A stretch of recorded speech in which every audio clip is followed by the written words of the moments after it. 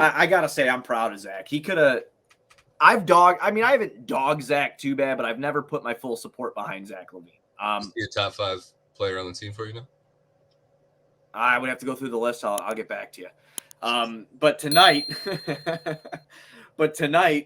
I have to say, that first half, Goose, I had no faith in him. I thought about it a couple times, fucking firing off some tweets, talking some of that mad shit, because Zach Smack. Right. And I was just like, dude, this fucking guy is non-existent here. I'm like, this is the biggest game. This is arguably the biggest game of his career. I understand they got the playoffs last year, but get a loser go home scenario very often. There was not a game in that playoffs going against the 1 seed Bucks last year that felt, like it was right.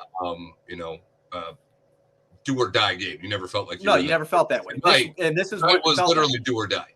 Right, and that's something that I want to actually retract one of my statements about the play-in. I don't know if it's because my team's in it. I still don't like it. I'm telling you that now because I don't like change. You just don't like change. Right, I don't like change. I hate change. It's a real fucking problem. I should talk to somebody about that. Anyway, last night's Lakers game against Minnesota was very fun. Atlanta, Miami was nuts yesterday.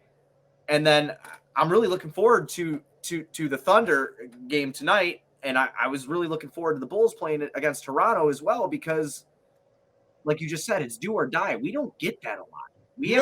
So as much as I'm with you, because I'm skeptical of the play-in, and obviously right now it's easy to feel good about the play-in because our team just won in the play-in.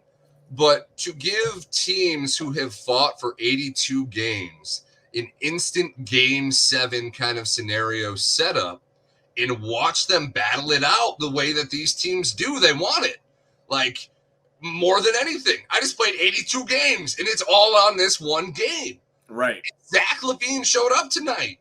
That means so much for this team going forward. And to an extent, I know you're not going to want to hear it, but our boy Pat, in that second half, that defense that he turned up the a little bit. I'm not. Hey, aggressive. If he's doing it, I'm into it. Oh no, exactly. I like to call people out that say he could do it all the time because he doesn't show that a lot. I don't know if he has the gas to do his first dunk tonight. That dunk he had in the first quarter, and then he turns around and that was the hardest high five I've ever seen him give anybody on the team. And he had this fucking look in his face like, fuck you. Like, I'm a dog. And I was like, okay, Pat. And then they had that little Pat and Kobe connection there that was working. And arguably, dude, I know we didn't come back till the second half, but those two having the confidence in the first half helped us not get too far away. And that's something that should be respected. Their confidence in the first half left this game under 20 points to come back.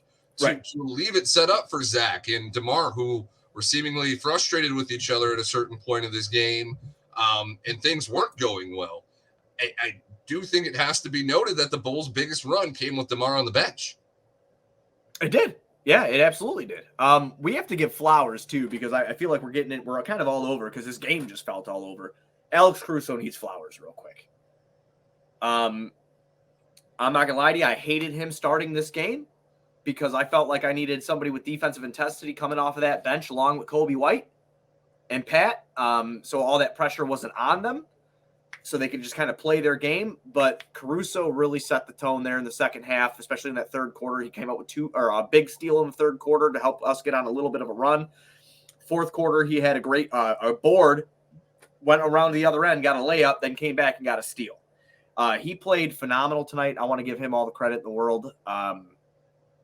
Other than that, like Drummond only getting 4 minutes or Io getting 4 minutes, I was really proud of Billy Donovan for fucking shoring that rotation down and then taking DJJ and throwing him in there for a hot minute because DJJ came in and was +6 right away. He used some length on Scotty Barnes that really annoyed Scotty Barnes for a little bit, and Billy made some adjustments there that need to be respected. And I know a lot of people aren't big Billy Donovan fans, and I'm not picking on anybody in particular, but when your team can't hit threes and you go 7 for 26 in an NBA game, let me remind you what I just said earlier in the podcast. Fred VanVleet hit 7 himself. The Bulls hit 7 as a team. To find a way to not just motivate your team, but come up with a good game plan and switching up a little bit of the rotations to be able to come back and take advantage of them missing those free throws and to go on the runs that they went on, Billy Donovan needs a little bit of credit too. So that was huge from him tonight.